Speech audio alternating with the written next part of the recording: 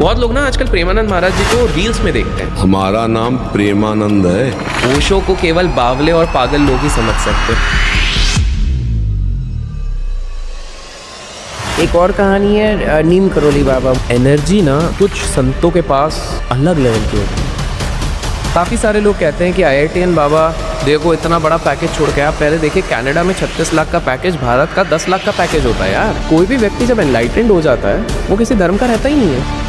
कि अघोरी वो व्यक्ति होते हैं जिनको सब में शिव का अंश दिखता है। गंगा के उसमें जब डेड बॉडीज फ्लोट करती हैं वो लोग उठाते हैं, उसको लाते हैं, पका के खाते हैं। बिल्कुल शमशान जाते हैं, वहाँ से खाते हैं। शंभाला एकमात्र ऐसी जगह है आज धरती पे जहाँ पर जो हम 7 चिरंजीवियों की बात करते हैं वो वहीं पर रहते हैं, इंक्लूडिंग हनुमान जी।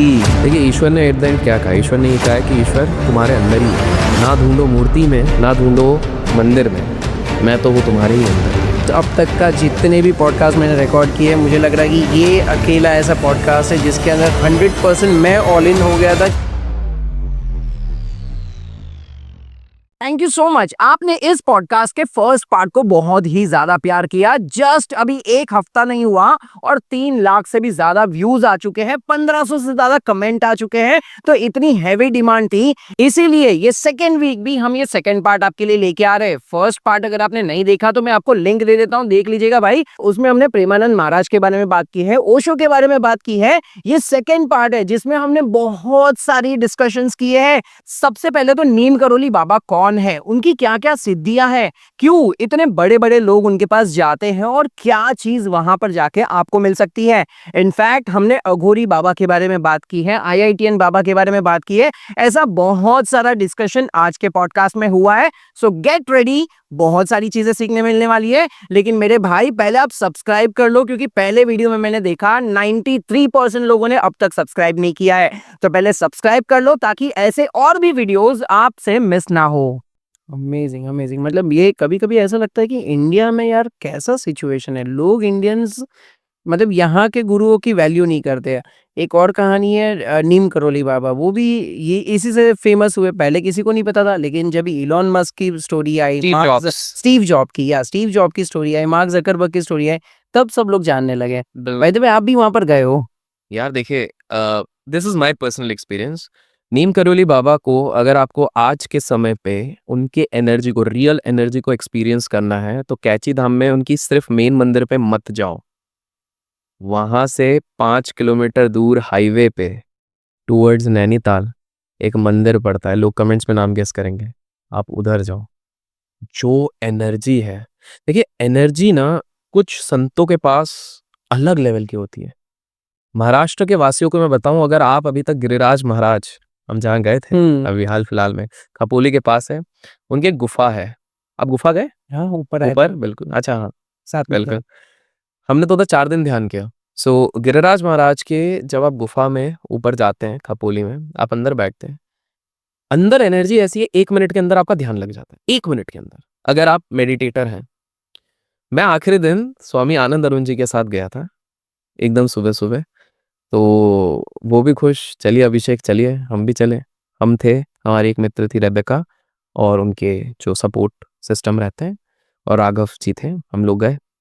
अब मैं स्वामी जी के साइड में, स्वामी जी ऊपर बैठ गए, मैं उधर ध्यान पे बैठ गया, ऐसे मुद्रा पे, इस तरह से मुद्रा पे बैठ गया।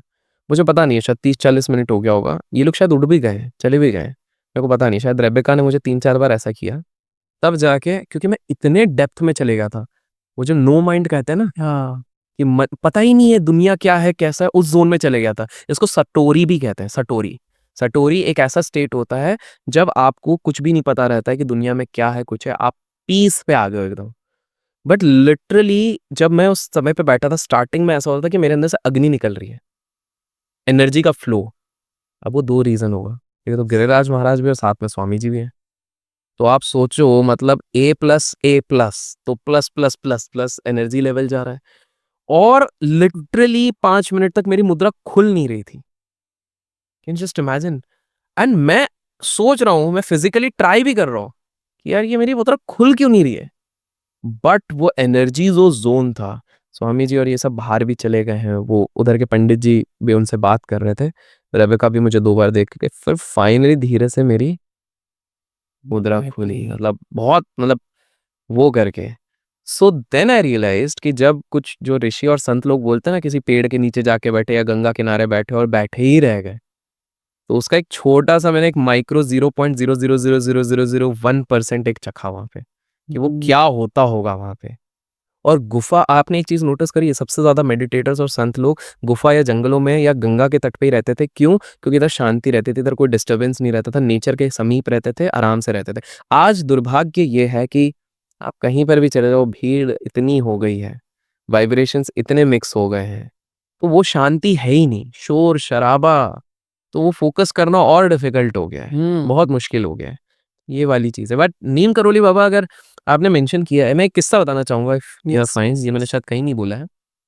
किस्से तो उनके बहुत हैं, बहुत हैं, बट एक बड़ा इंटरेस्टिंग है ये। इसलिए आपको इसलिए बता रहा हूँ क्योंकि आप बिजनेस साइड से हैं, और इसमें एक इंडियन बिजनेसमैन है, क्योंकि आप बाहर वाले को बोले तो अब हम इंडियन बिजनेसमैन ले आते हैं, ठीक है? गेस कर सकते हो मैं किस बिजनेसमैन का बोल सकता हूँ? नहीं कर सकते हो? पुराने हैं वैसे, अभी भी चलता है, बी से नाम शुरू होता है। चलते हैं, अभी आगे चलते हैं। ग्रुप्स, बड़े बड़े ग्रुप्स होते हैं, उसमें से एक बी से नाम ग्रुप शुरू होता है, ठीक है? समझ गए? हाँ, ठीक है, तो कमेंट में देखते हैं आते कमेंट कि नहीं। में देखते हैं। तो अब बहुत बड़े ग्रुप है, मैं फेमस, बहुत पुराना ग्रुप है, समझ हाँ रहे हो हाँ ना? हाँ, मैं समझ गया तो yes। इस प्रकार से होता है कि एक व्यक्ति रहता है, और एक व्यक्ति अपने गायों को चराते रहते हैं, ठीक है? आज से काफी साल पहले की बात है, मतलब नीम करोली बाबा जी थे तब तब की बात है। तो ये गाय चराते रहते हैं। तो गाय चराते चराते चराते चराते एक दूसरे लैंडलॉर्ड के उसमें घुस जाते हैं। तो उनके बीच में हीटेड आर्ग्यूमेंट हो जाता है, ऐसा ऐसा ऐसा ऐसा। बातों बातों में ना, मतलब गुस्से उससे जब थोड़ा शांत होता है, तो ये बता देता है, यार मेरा ना लाइफ फ्रस्ट्रेटेड है। देखो, पुराने जमाने के लोग बड़े सीधे साधे स्वच्छ रहते थे, बता देते थे, डिस्कस कर लेते थे कि भाई मेरी लाइफ में तो ये चल रहा है, मेरी लाइफ में ये सारी चीजें।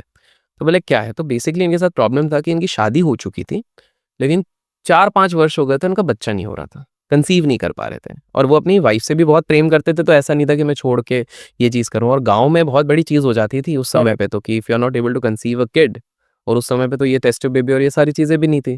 तो ये बड़ा बेचारा टेंशन में था कि ये था।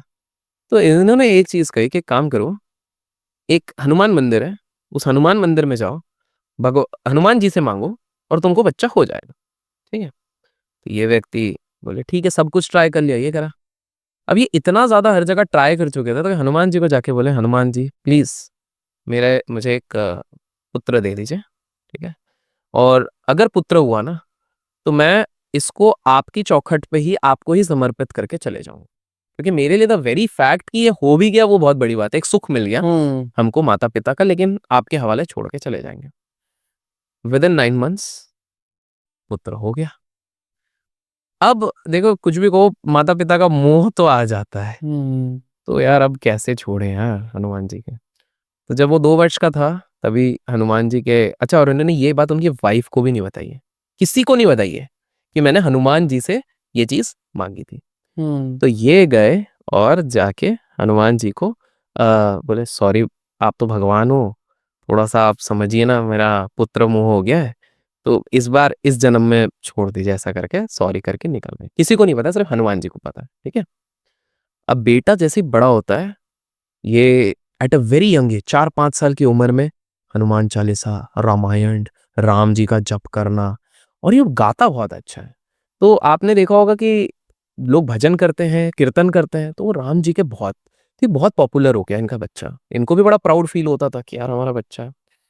बट एट द एंड गांव से इनको पता लगा कि पैसा कैसे कमाएगा, पैसा भी कमाना है। तो ये जो एक बड़े उद्योगपति जिनका नाम बी से शुरू होता है, उनका पूरा ग्रुप का, तो वो लोग बहुत बड़े राम भक्त हैं।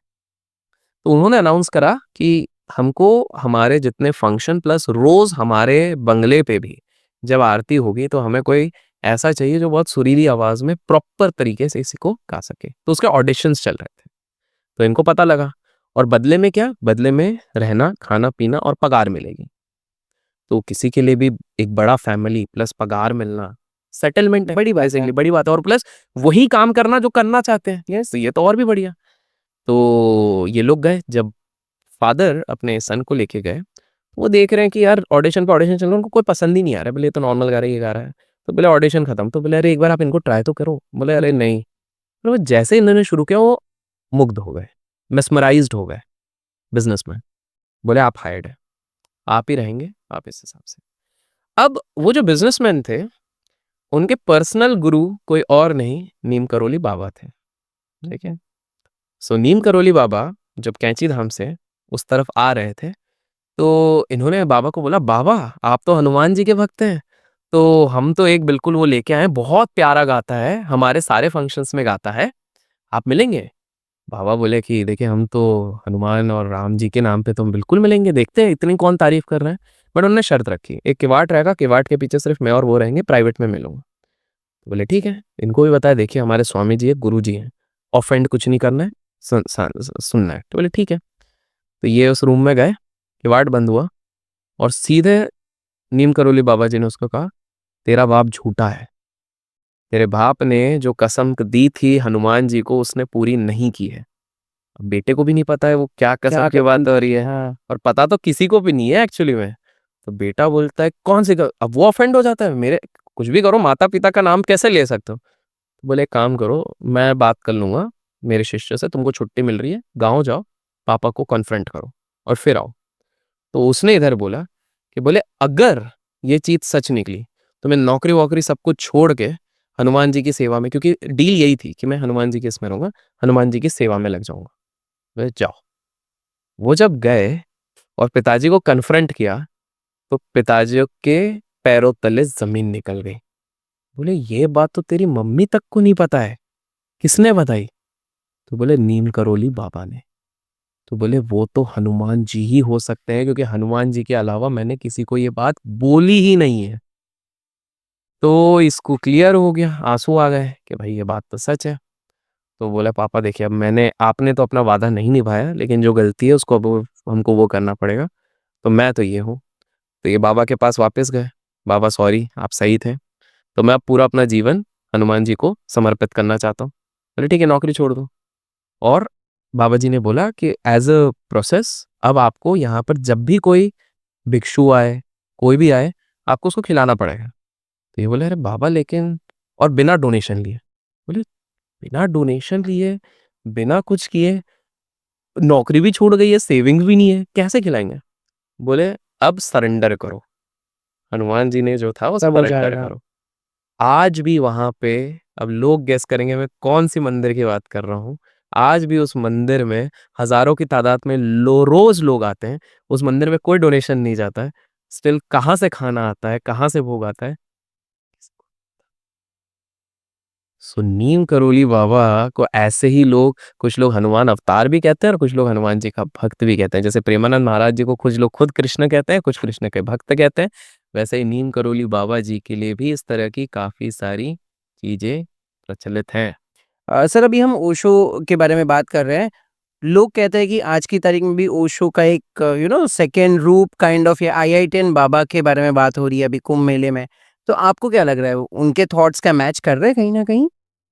यार देखिए आईआईटीएन बाबा के थॉट्स मैच नहीं कर रहे हैं। आईआईटीएन बाबा ने एक स्टेटमेंट दिया कि ओशो, किसी ने पूछा कि क्या ओशो एनलाइटेंड है, बोले नहीं। बोले क्यों?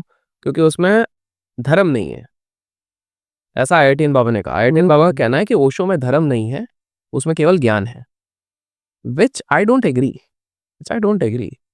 इनफैक्ट कोई भी व्यक्ति जब एनलाइटेंड हो जाता है वो किसी धर्म का रहता ही नहीं है, ऊपर उड़ जाते हैं। वो इन सारी चीजों से उठ चुके हैं, ऊपर उठ चुके हैं। सेकेंड चीज ये है कि आप खुद सोचिए, क्या एक एनलाइटेंड इंसान को, भले ही वो 10 दिन में एक बार अपने परिवार वालों से बात करे, क्या उसको अपने पास फोन रखना चाहिए? और यहाँ पर तो रखा गया है। भले ही वो बोले कि मैं 10 दिन बात नहीं करता हूँ, 20 दिन बात नहीं करता हूँ, और उनका reasons of leaving the society is very different. कहा जाता है कि उनके चाइल्डहुड काफी ट्रॉमेटिक था, घर वाले उनको अच्छे से ट्रीट नहीं करते थे, उसके चक्कर में काफी सारे लोग कहते हैं कि आईआईटीएन बाबा देखो इतना बड़ा पैकेज छोड़ के, आप पहले देखिए कनाडा में 36 लाख का पैकेज भारत का 10 लाख का पैकेज होता है यार। तो ऐसा नहीं है कि is left the biggest package, और आज के समय पे 10 लाख का पैकेज बहुत लोगों को लगता है। I have respect for him क्योंकि वो अच्छा चीजें सिखा रहे हैं, but at the same time क्या वो अगले ओशो है? नहीं। क्योंकि ओशो को कोई किताब पढ़ के कोई अगर पूछता था तो वो बताने की जरूरत नहीं पड़ती थी कि इसमें क्या लिखा है, इनको अपनी कॉपी दिखानी पड़ रही है बहुत बार। दूसरी बात है काफी ज्यादा ऐसे कुछ तर्क कर देते हैं, जैसे जब आईआईटी बाबा जब ओशो को कहते हैं कि ओशो एनलाइटेंड नहीं है, ओशो ये सारी चीज़ें नहीं कर सकते हैं, ओशो के पास धर्म नहीं है और वो हँस देते हैं, वो शायद सही नहीं है।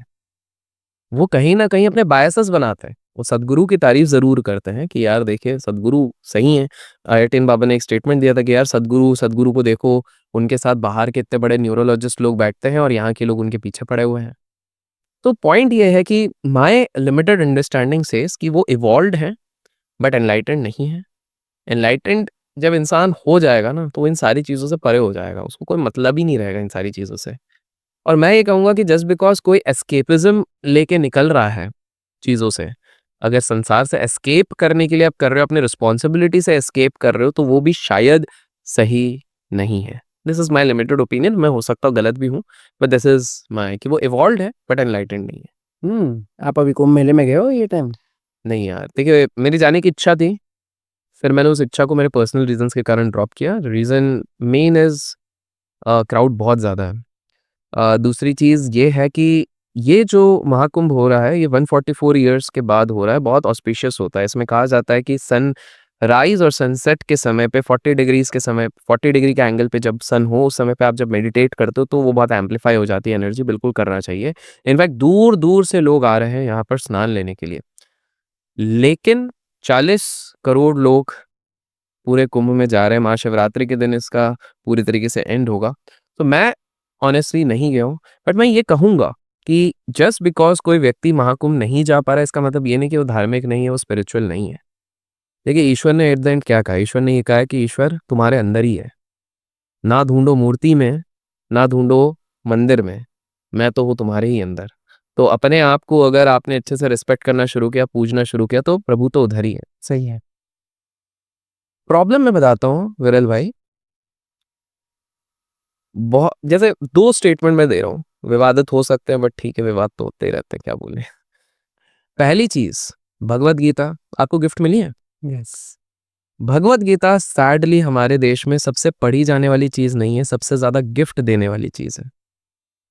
सोच के देखना, सबसे ज़्यादा गिफ्ट होते हैं, पढ़ता कोई नहीं है। नोटिस करना, सब गिफ्ट करते हैं। कितने लोगों ने पूरी भगवत गीता पढ़ी होगी? पहली चीज़ ये। और दूसरी चीज़ ये है कि हमारे देश का एट प्रेजेंट सबसे बड़ा दुर्भाग्य ये है कि सारे तीर्थ के समय पे मोबाइल फोन्स अलाउड है। मोबाइल फोन बैन कर दो हर तीर्थ यात्रा से और आपको पता लगेगा 80% भीड़ गायब हो जाएगी, क्योंकि सब लोग सिर्फ सोशल मीडिया के लिए। और सेल्फी के लिए ही आ रहे हैं।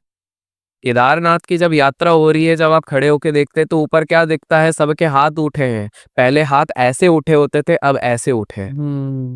क्या ये सही में भक्ति है? आज मैंने अभी तक 9 ज्योतिर्लिंग कवर किए हैं। मैं जो डिफरेंस देख रहा हूँ 10 साल पहले और आज के समय पे, वो ये है कि 10 साल पहले लोग 40 मिनट खड़े होते थे ध्यान की। आज 40 मिनट खड़े होते हैं, अरे अरे दादा आप नहीं आ रहे हो, अरे पापा आप नहीं आ रहे हो, मामा आप नहीं आ रहे हो। मंदिर की गरिमा ही मेंटेन नहीं हो रही। आप बाहर निकल के फोटो जरूर लो, कोई नहीं रोक रहा। आपने ध्यान कर लिया, कर लिया, एक मेमोरी के लिए आप भरे रखो। देखो आपको मैं ये नहीं कर रहा हूँ सब कुछ छोड़ दो, आपको रखना वो रखो, लेकिन आप मंदिर के अंदर जाके अब इस गरिमा को मेंटेन ही नहीं कर रहे हो। वहां पर लिखा हुआ है क्लियर शब्दों में, यहाँ पर सेल फोन कैमरा अलाउड नहीं है मंदिर के अंदर, और वहां पर सबके लाइव चल रहे हैं वीडियोस। तो ये एक दुर्भाग्य है, और यही चीज कुंभ में भी हो रही है। 40 करोड़ लोग सिर्फ 2 रीजन के चक्कर में जा रहे हैं। एक कैटेगरी तो है जो सही में अध्यात्म के राह पे है, जो सही में जेन्युइनली जाती है, लेकिन दूसरी इसलिए कि उसको फोमो हो रहा है कि क्या होगा अगर मेरा दोस्त उधर चले गया और मैं नहीं गई वहां पे? क्या होगा अगर मेरे सोशल मीडिया पे ये पोस्ट नहीं डला? भाई आप दुनिया की वैलिडेशन क्यों चाहते हो? अगर आप सही में प्रभु को चाहते हो तो आपको दुनिया लाख गालियां दे, कुछ भी बोले, आपके अंदर प्रभु है, आप अपने आप को जस्टिफाई करो ना। आप वैलिडेशन के लिए क्यों भाग रहे हो? सो महाकुंभ ऑल्दो बहुत ऑस्पिशियस है, 144 ईयर्स के बाद हो रहा है, लेकिन मेरा सजेशन यही रहेगा, आई डोंट नो ये रिलीज कब होगा, कि बहुत वृद्ध है अगर आपकी फैमिली में, तो उससे बेटर आप घर पे उनकी सेवा करें रादर देन आप इतनी भीड़ भाड़ में, बिकॉज यू नेवर नो, भीड़ भाड़ में कंट्रोल मेजर्स नहीं हो पाए, कुछ हो गया तो वो एक गलत चीज हो जाती है। Correct correct. बट मैं ये भी कहना चाहूंगा कि कहीं ना कहीं इतने बड़े लेवल पे, इतना बड़ा, क्योंकि दुनिया का सबसे बड़ा इवेंट है ये, Mahakumbh, the biggest spiritual event of the world हो रहा है ये महाकुंभ। तो हमें ये भी समझना पड़ेगा कि प्रशासन के लिए भी डिफिकल्ट होता है, इतना सारे चीज करना डिफिकल्ट होता है, तो जितनी चीज कर रहे हैं वो कर रहे हैं। बट आप कुछ लोगों को कंप्लेन है कि यार अंदर ऑटो रिक्शा नहीं जा पा रही, कार नहीं जा पा रही। भाई अगर ऑटो रिक्शा कार जाएगी तो लोग चलेंगे कहाँ पे? तो पॉइंट ऐसा है, वहां पर अलग अलग अखाड़े हैं। महाकुंभ की सबसे बढ़िया बात ये होती है कि बहुत बड़े बड़े संत और ऋषि वहां पर आपको मिलने मिल जाते हैं। वहां पर बहुत सारे ऐसे सिद्ध पुरुष आपको मिल जाते हैं जिनकी एक झलक से भी क्या पता एनलाइटमेंट मिल जाए। एब्सोल्युटली। नागा साधुस के बारे में बहुत सुना है मैंने वहाँ पर। जी जी वहाँ पर पूरे साल पता नहीं कहाँ रहते, 3 साल 4 साल, और इस टाइम पे वो महाकुंभ में आते हैं, लोग दर्शन बिल्कुल। करने जाते हैं। तो देखिए, नागा साधुज भी एक डिफरेंट सेट ऑफ तप करके आते हैं। हम लोगों ने एक बहुत लिमिटेड परसेप्शन बना के रखा हुआ है कि नागा साधु ऐसे तो ऐसे होते हैं। जिस लेवल का तप वो लोग करते हैं ना, उसका अगर 8% भी हम लोग कर लें तो भैया कहाँ से कहाँ पहुंच जाए। केवल नागा साधु नहीं, अघोरीज काफी आते हैं वहां पे। अघोर, घोर मतलब इनको किसी में भी पार्शियलिटी नहीं दिखती है। अघोरी वो व्यक्ति होते हैं जिनको सब में शिव का अंश दिखता है, सब में शिव का अंश दिखता है, नटराज का अंश दिखता है, भैरव का अंश दिखता है। मलमूत्र हो, जीवित शरीर हो, मृत शरीर हो, इनके लिए सब कुछ समान होता है। अघोरी भी यहाँ पर आपको दिखते हैं। अघोर, अघोरी डेड वो भी खाते हैं। अघोर, अघोरी बिल्कुल गंगा के उसमें जब डेड बॉडीज फ्लोट करती हैं वो लोग उठाते हैं, उसको लाते हैं, पका के खाते हैं। बिल्कुल सच में? शमशान, बिल्कुल शमशान जाते हैं वहां से खाते हैं। भी एग्जैक्टली नहीं पाऊंगा मैं तो। नहीं, बट क्यों? क्योंकि इसका एक बहुत सिंपल एग्जांपल देता हूँ, आप समझ जाओगे। जब एक छोटा सा बच्चा होता है, आपने उसको देखा होगा, वो अपनी पॉटी के साथ भी खेल लेता है, अगर उसको मॉनिटर हाँ। किया, मिट्टी के साथ भी खेल लेता है, क्योंकि उसके माइंड में हमने डिस्टिंक्शन नहीं डाला कि this is dirty and this is good. Aghoris इस डिस्टिंक्शन से बाहर निकल गए। इनके लिए क्या स्त्री, क्या एक बहुत फेमस कहानी है, संतों के बीच में चलती है, छोटे समय में बताता हूँ। तो एक बार एक व्यक्ति होता है, जो साधना में जाते हैं सिद्धि हासिल करने, सिद्धि बेसिक समझ रहे हैं, एक सुपर पावर के लिए हम जाते हैं। तो उस व्यक्ति के जो गुरुदेव होते हैं, वो गुरुदेव बोलते हैं कि तुम क्या त्यागोगे? तो बोले मैं स्त्री का मोह त्याग रहा हूँ, टू गेन दिस पावर मैं स्त्री का मोह त्याग रहा हूँ। बोले ठीक है। बहुत सालों तक, 20 वर्ष तक वो थोड़ा सा ही खाते हैं और किसी भी स्त्री से ना संबंध रखते हैं, किसी भी स्त्री को देख के कोई ये नहीं आता वो नहीं आता ऐसा करके। फिर एक दिन वो और उनके गुरुजी जब जाते रहते हैं तो एक रिवर में एक लड़की डूबती रहती है, बचाओ बचाओ बचाओ।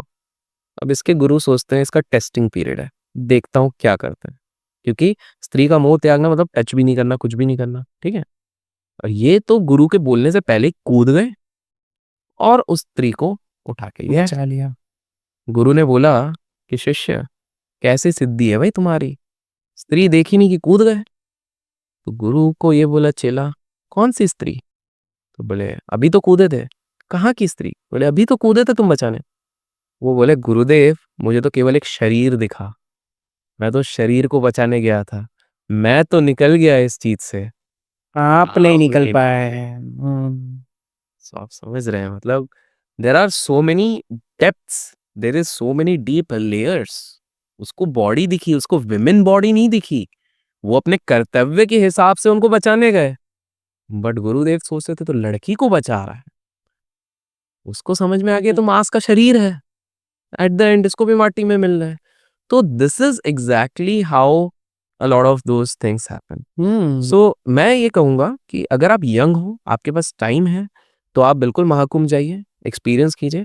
बट बी प्रिपेयर्ड, भीड़ बहुत होगी, थोड़ा एडजस्टमेंट्स आपको करने पड़ेंगे। अगर आप कर सकते हो दैट इज फाइन। बट मुझे ये बड़ी हैरान करने वाली बात लगती है कि आप अपने पूरी उम्र भर पाप करोगे, उम्र भर अपने माता पिता को ठोस पहुंचाओगे, ठेस पहुंचाओगे, सबको को अपने घर वालों को खुश नहीं रखोगे, और आप ये सोचोगे कि एक डुबकी लगा के आपके सारे पाप धुल जाएंगे। तो ये वही, फिर ऐसा पुण्य करो ही मत। आप अगर अपने लाइफ में भी सॉर्टेड हो जाओगे ना। अच्छा, अब इसमें कुछ लोग कहेंगे कि जजमेंट तो होगा, जजमेंट बिल्कुल होगा। एक बार मैं जब कार से जा रहा था तो एक दिल्ली में एक ये आया, भिखारी आया। तो मैंने जेब खोला, मेरे पास कुछ कॉइन वॉइन कुछ नहीं थे, तो 100 रुपीज़ का मैंने सीधे नोट दे दिया, वो भी खुश, निकल गए, बढ़िया। अब मैंने ये सोचा बेचारा कुछ खा पी ले यार, लो हम्म। अपन ने दे दिया। अब उसके बाद क्या होगा कि जब मैं आगे गया तो ड्राइवर ने बोला, अरे सर क्या कर दिया? मैंने बोला क्या हुआ? बोले अरे ये तो इसका दारू पिएगा। तो फिर मैं एक सेकंड कंफ्यूजन पे पड़ा, अरे यार मैंने क्या कर दिया? फिर मैंने एक गुरु से पूछा, बोले ऐसा हुआ था, क्या होगा? बोले it is all about intention, तुम्हारा इंटेंशन तो सही था, तुम तो हेल्प करने। अब वो अगर गलत इंटेंशन से आया और उसको गलत यूज करेगा तो वो भोगेगा, तुम नहीं भोगोगे। आपने तो वो- अपना कर्म कर दिया है। तो व्हाट आई मीन टू से इज कि आप जब भी कर्म कर रहे हो, उसको देखने वाले 100 लोगों के अलग अलग इंटरप्रिटेशन होंगे, किसी के लिए सही होगा, किसी के लिए गलत होगा, किसी के लिए तुम अपराधी हो, किसी के लिए सब कुछ अलग हो। बट अगर आपने मन से सच करके वो चीज करिए तो आप सही राह पे हो। हम्म। सही राह पे चलोगे तो ऊपर नीचे तो आते रहेंगे, that is fine. So this is a basic understanding which need to understand. और महाकुंभ में हर उस व्यक्ति को जाना चाहिए जो शिव के भक्ति नहीं, शिव के प्रेमी है। अगर प्रेमी हो, और प्रेमी मैंने स्टार्टिंग में हमने डिस्कस किया है एक्चुअल प्रेम क्या है, अनकंडीशनल, करेक्ट। अगर वो हो तो फिर तो जाओ, बिल्कुल जाओ। एब्सोल्युटली एब्सोल्युटली, नहीं ये बहुत इंपॉर्टेंट चीज़ आपने बता दी। जबकि ज़्यादातर लोग ये सोचते हैं कि अगर मुझे शिव भक्त बनना है या शंकर भगवान के दर्शन करना है तो वो कहीं पहाड़ों में जाते हैं, कैलाश में जाते हैं। देखो और यहाँ पर शिव शक्ति सब आपके अंदर ही है। शिव और शक्ति आपके अंदर ही है। आप बाहर ढूंढने जा रहे हो, वो आपके अंदर ही है। आप पहले अपने अंदर को आप स्वच्छ कर लो, सब अपने आप स्वच्छ हो जाएगा। अदरवाइज आप सोचो जिस व्यक्ति के पैरालिसिस है वो तो कभी भी स्पिरिचुअलिटी पा ही नहीं पाएगा, क्योंकि वो हिल ही नहीं सकते, हमेशा डिपेंडेंट है। वो भी पा सकते हैं। शिव आपके अंदर है, it is a form of energy. ये तो हमने ह्यूमन अंडरस्टैंडिंग के लिए, क्योंकि हमारा ब्रेन चीजें समझ नहीं पाता, तो हमने काफी सारी चीजें रखी हुई हैं। किसने शेप दिया हुआ है कि शिव शंभू ऐसे ही दिखते हैं? हम ही लोगों ने दिया ना, हमने शिव नहीं दिया है, सिंपल सी बात। कोई देखने थोड़ी गया था। बिल्कुल। तो पॉइंट ये है कि शिव और जिन लोगों को, जो बड़े बड़े संत हैं जिनने ये भी कहा ना हमारे शिव के दर्शन हुए, वो हमेशा कहेंगे एनर्जी सोर्स का दर्शन हुए। और जिन लोगों को लगता है कि शिव हो गए, कृष्ण हो गए, राम हो गए, इनकी शक्तियां क्या ही होंगी, तो इनकी शक्तियों का सबसे बढ़िया विवरण क्या होगा पता है? आप जाओगे सियाचिन के बॉर्डर में, -20 -30 डिग्री का टेम्परेचर होगा, एक साधु आपको चलते हुए दिखेगा, बिना कपड़े, सिर्फ नीचे का एक वस्त्र पहना होगा, बिना थरथराते हुए जय श्री राम करके वो चल रहा है। और एक आर्मी पर्सनल उसका वीडियो लेता है, क्योंकि अगर आप और मैं लेंगे तो हमको बोलेगा एडिट किया है। आर्मी वाले ने लिया तो रिस्पेक्ट करते हैं, और वो जय श्री राम करके चलेगा, जैसे बर्फ तो है ही नहीं। और सियाचिन के बॉर्डर पे आर्मी वाला 10 कोट पहन के, आर्मी ऑफिशियल बन के वहां पे खड़ा हुआ है। ये है शक्ति। यही होती है रियल शक्ति, जिसको आप और मैं इधर बैठ के शायद समझ नहीं सकते हैं। ये सारी चीजें होती हैं। हम इसको, कुछ लोग कहेंगे चमत्कार है, कुछ लोग कहेंगे हॉक्स है, बट यही है असली शिव शक्ति, यही है असली राम शक्ति, सारी शक्ति। Amazing amazing. आपको कैसे कभी ऐसे माउंटेन्स पे जाने का मौका मिला है? कभी जी जाए हुए? मैं तो गया हूँ। देखिए माउंटेन्स की एक वाइब्रेशंस बहुत अलग रहती है। सो ऊपर साइड पे आप जब भी जाते हैं, नॉर्थर्न बेल्ट उत्तराखंड के पहाड़ों में आप जाते हैं, तो एक अलग एनर्जी वाइब्रेशंस है। वो वाइब्रे अब इशू बस ये होगा कि आपको और नॉर्थ जाना पड़ेगा। पहले अगर थोड़ा नॉर्थ जाने से काम हो जाता था, नहीं, क्योंकि वहां पे भीड़ आ गई है। हाँ। क्या होता है, दिल्ली के सारे लोग होते हैं, गाड़ी उठाते, चलो भाई पिकनिक पे निकलते थे, ऋषिकेश पहुंच जाते। ऋषिकेश पहले इतना साफ स्वच्छ रहता था, आज भी है एनर्जी, लेकिन आज अगर आपको उस एनर्जी को फील करना है तो सुबह 4 बजे उठना पड़ेगा, या तो रात के 1 बजे, कि जब सब सो गए हो। क्योंकि उसके बाद इतना शोर शराबा, हल्ला गुल्ला, और वही ये सब इंस्टाग्राम के लिए ऋषिकेश जा रहे हैं, कोई एक्चुअल में जा रहे हैं। मैंने मना नहीं कर रहा हूं, आप डालो, बिल्कुल डालो, इंस्पायर होंगे लोग, आपको देख के और लोग आएंगे, बट सिर्फ उसी के लिए जा रहे हो, दैट इज नॉट राइट। तो पहाड़ों की ना क्योंकि पहाड़ थोड़ा आइसोलेटेड होते हैं। पहली बात, बहुत लोग चढ़ना नहीं चाहते, बहुत लोग चढ़ नहीं पाते हैं। तो कहीं ना कहीं इसलिए एक, जैसे आपको मैं बताता हूँ, पहाड़ों की अगर बात हुई है, आपने डॉक्टर स्ट्रेंज मूवी सुनी है? हाँ। एवेंजर सुनी होगी? सुना है। एवेंजर सुनी, उसमें डॉक्टर स्ट्रेंज है। सो डॉक्टर स्ट्रेंज मूवी में एक जगह का विवरण होता है, उसको कहता है शंभाला। उसमें ही डॉक्टर स्ट्रेंज अपनी शक्तियां सीखता है। सो बेसिकली कंटेक्स्ट के लिए जिन्होंने मूवी नहीं देखी, तो डॉक्टर स्ट्रेंज एक जगह पर जाते हैं पहाड़ों में, हिमालयस में, अचानक से जब उनका एक्सीडेंट होता है उसके बाद वो पहुंचते हैं वहां पे। वहां पर जादुई प्रैक्टिसेस होती है जो वहां पर सिखाई जाती है। वो सीक्रेट सोसाइटी वहां पर रहती है जो ये सारी चीजें सिखा रही है, शंभाला। शंभाला को ज्ञानगंज भी कहते हैं, अलग अलग नाम है उसका। आपको पता है शंभाला एकमात्र ऐसी जगह है आज धरती पे जहां पर जो हम 7 चिरंजीवियों की बात करते हैं वो वहीं पर रहते हैं, इंक्लूडिंग हनुमान जी। जी हाँ। अब आप बोलोगे शंभाला कैसे जाएं? आप और मैं जा ही नहीं सकते, सॉरी। हम लोगों का लिमिटेड अंडरस्टैंडिंग है। हम लोग क्या देख सकते हैं? हम 3D देख सकते हैं। चश्मा लगा के 4D देख सकते हैं, लेकिन देयर आर मल्टीपल डायमेंशंस। उदाहरण के तौर पे विरल भाई, हो सकता है किसी और डायमेंशन का कोई एंटिटी अभी जब हम कॉन्वर्सेशन कर रहे हैं आपके साइड में बैठे होंगे, बट ना आप देख सकते ना मैं देख सकता हूँ, बट वो सेंस कर सकते हैं। आप कभी ये नोटिस करना, एक सिचुएशन में बताता हूँ। घरों में कोई एक एरिया कभी कभी होता है, उस एरिया में ही आप देखोगे सबसे बड़े झगड़े जब भी हुए, आप कहीं उसी एरिया के आसपास रहते हो। So it could be some energy, some entity which triggers that. इसलिए आप सुनते होगे कि हिंदू धर्म में बोलते हैं हवन करवा लो, ये करा लो, क्योंकि देयर आर एंटिटीज। तो शंभाला एक ऐसी जगह है जहां पर 7 चिरंजीवियों का वास है। हनुमान जी, इनफैक्ट अश्वत्थामा की जो बात करते हैं वो वहीं पर है, लेकिन वहां पर पहुंच पाना मुश्किल इसलिए है कि उसके 2-3 रूल्स हैं। पहला रूल है ब्रह्मचार्य, कैंसिल हो गए सब। दूसरा रूल है कि आप एक्चुअल में एक प्योर सोल होनी चाहिए। प्योर सोल मतलब आपके जो 5 सबसे बड़े कल्प्रिट्स हैं, ego, greed, materialistic living, anger, love, इन सारे चीजों से, लव मतलब अटैचमेंट, इन सारे चीजों से आप परे होने चाहिए। बेसिकली यहीं पे 99.999% कैंसिल हो गए। बट शंभाला की खास बात यह है कि आज भी वहां पर कुछ ऐसे ऋषि मुनि हैं जिनकी उम्र 10,000 साल से ज्यादा है। 10,000? जिन्होंने सब देखा है। आप सोच लो, कलयुग की स्टार्टिंग के भी उन्होंने युग देखा हुआ है, श्री राम को भी देखा हुआ है, सबको देखा हुआ है। शंभाला में ऐसे लोग हैं। ये एकमात्र ऐसी जगह है जिसका रेफरेंस आपको चाइनीज फिलॉसफी एंड माइथोलॉजी में दिखती है, हिंदू हिस्ट्री में दिखती है।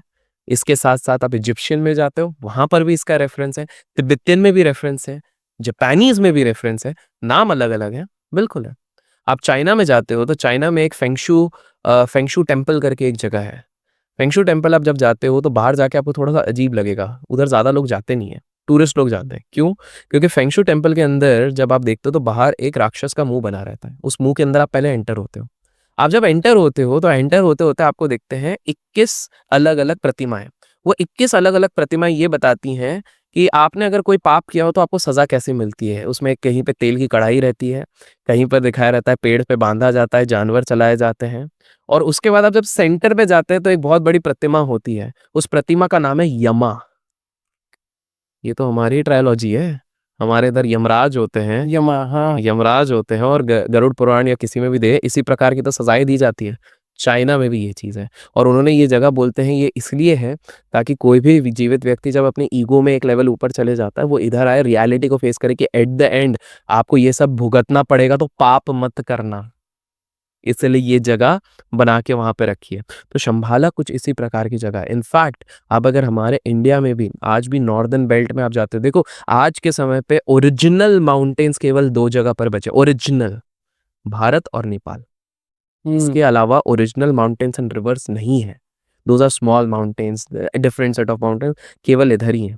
तो अध्यात्म का वास भी इधर ही होता है, स्पिरिचुअलिटी का वास भी इसलिए इधर होता है। सो वंस देखिए, शंभालो को इसलिए मूवीज के भी रेफरेंस में काफी लिया गया, जैसे मैंने डॉक्टर स्ट्रेंज बताया, और भी मूवीज के रेफरेंसेस में ज्ञानगंज, बहुत सारे जगह पे इन सारी चीजों का रेफरेंस लिया गया है। यहाँ पर माना जाता है कि आखिरी बार एक बौद्धिस्ट व्यक्ति थे, बौद्धिस्ट वो थे, संत थे, जो यहाँ पर पहुंचे थे फाइनली। तो उनको वहां पर एक वास मिला था। तो बहुत सारे जो ऋषि होते हैं, इन लोगों का एंड गोल बहुत बार ये रहता है एनलाइटमेंट या फिर this particular place. Amazing, amazing. मुझे ऑनेस्टली शंबाला के बारे में इतना नहीं पता था, लेकिन आज जो पता चला, आई एम वेरी श्योर हर किसी को बहुत कुछ सीखने मिला रहेगा इस चीज़ से। और sir thank you so much, बहुत अच्छा डिस्कशन किया। एक लास्ट चीज़ मुझे पूछनी है, आज बहुत सारे पर्टिकुलरली पेरेंट्स की मैं बात करूँ, जब भी लाइक मैं even I am a parent, मेरा बच्चा है समझो 5 साल का, तो कई बार हम सोचते हैं ना कि यार उसे भी इस पर्टिकुलर सेक्टर में लेके आना है, तो हमारे पास 2 ऑप्शन होते हैं। या तो हम उसे बोले कि भाई आप मेडिटेशन मतलब मेंटल कामनेस उसके ऊपर काम करो, या तो फिजिकल के ऊपर काम करो, फिटनेस के ऊपर जिम लगाओ, जिम्नास्टिक लगाओ। आपके हिसाब से क्या एक पर्टिकुलर पाथ होना चाहिए, किसको मतलब जिम्नास्टिक किसके लिए अच्छा है? क्योंकि वहाँ पर भी कार्डियो होता है, वहाँ पर भी लाइक एक काइंड ऑफ फोकस होता है कि भाई आपको वेट उठाना है, आपको इसी के ऊपर फोकस करना है, काइंड ऑफ। तो आपके हिसाब से ये दोनों में डिफरेंस क्या है और किस तरीके से आगे बढ़ना चाहिए? देखिए, एक आपके मेंटल मसल्स को बढ़ा रही है और दूसरा आपके फिजिकल मसल्स को बढ़ा रही है। टाइम आपको दोनों जगह पे देना ही पड़ता है, एज सिंपल एज दैट।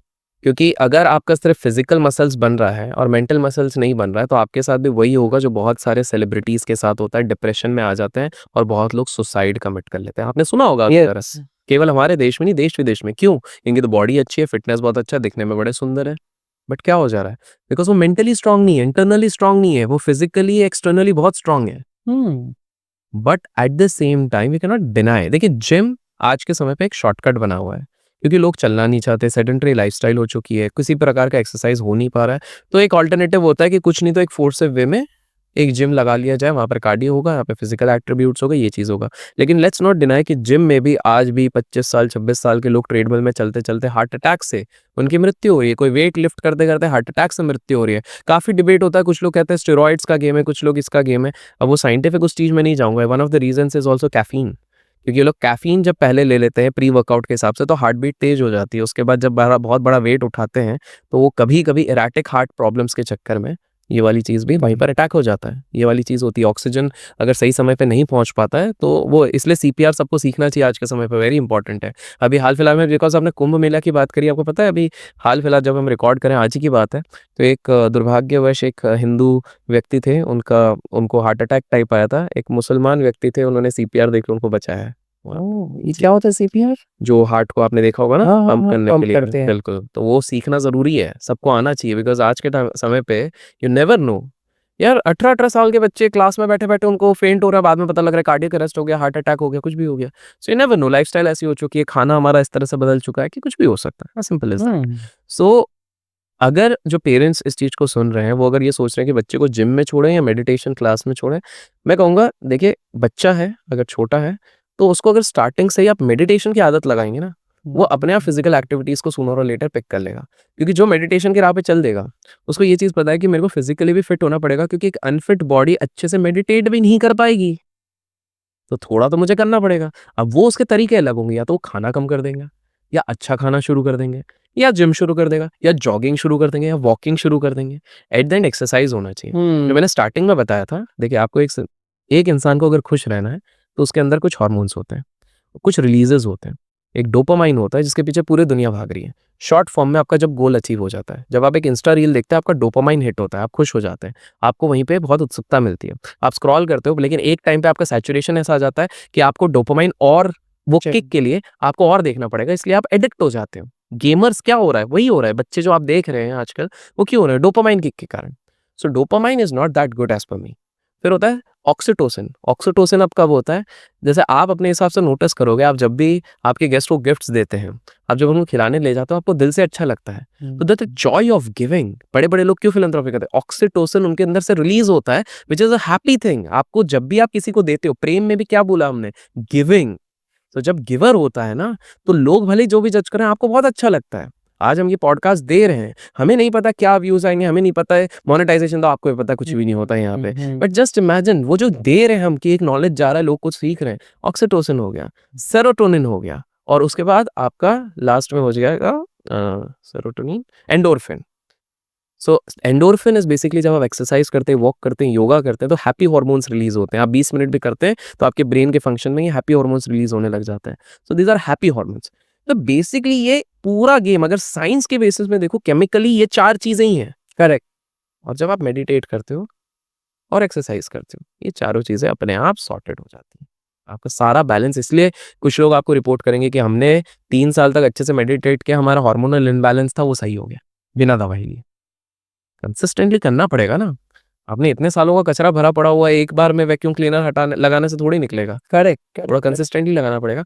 तो मैं उन लोगों को कहूंगा, आप पहले तो अच्छी आदतें देना शुरू करो। देखो बेटा बैठ के ध्यान नहीं करेगा, लेट्स फेस इट, सब कोई प्रेमानंद महाराज नहीं है, सब कोई वो नहीं है, ठीक है। लेकिन उसको आप एटलीस्ट ये तो कह सकते हो कि भाई तू जब क्रिकेट खेल रहा है ना, तो तू ये मत सोच तेरे को वीडियो गेम खेलना ही खाना है, तू सिर्फ क्रिकेट खेलेगा। वो कैसे से खेलेगा? जब होमवर्क कर रहा है तो सिर्फ होमवर्क, तब ये नहीं सोचना क्रिकेट खेलने कब जाऊंगा। अगर ये आदत भी लगाई, तो फर्स्ट स्टेप ऑफ मेडिटेशन आपने सिखा दिया।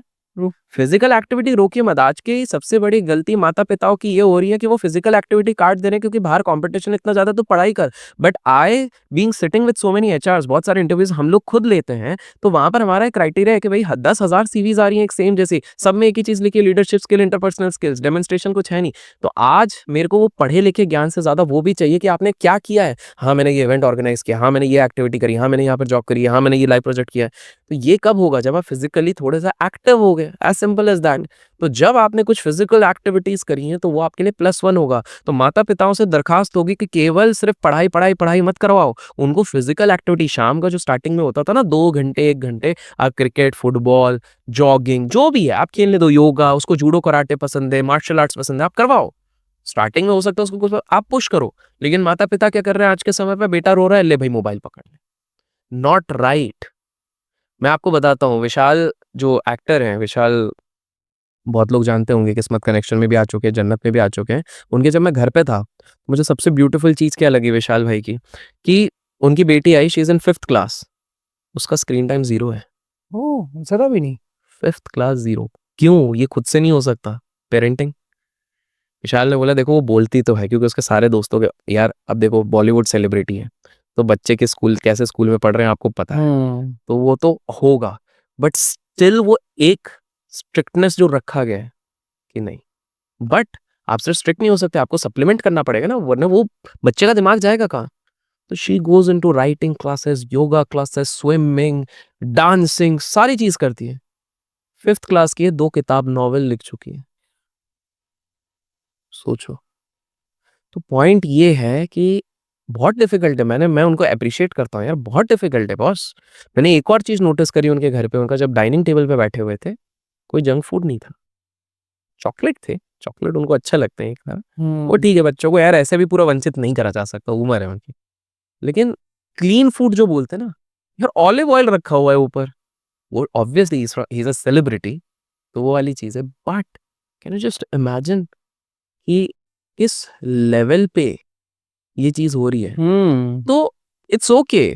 हम भी सोचते हैं कि यार समय नहीं है और बच्चे को दिखा एक मोबाइल या टैब देना एक बहुत कन्वीनियंट हो जाता है हमारे लोगों के लिए। लेकिन हमें सोचना पड़ेगा। जैसे मैं कभी कभार ये चीज सोचता हूँ कि विरल भाई, ये मोबाइल हमारे साथ क्या कर रहा है हमें नहीं पता। क्यों? क्योंकि उसको आए हुए ही प्रॉपर स्मार्टफोन को 12-15 साल हुए हैं, तो 25-30 साल का तो रिसर्च हुआ ही नहीं है।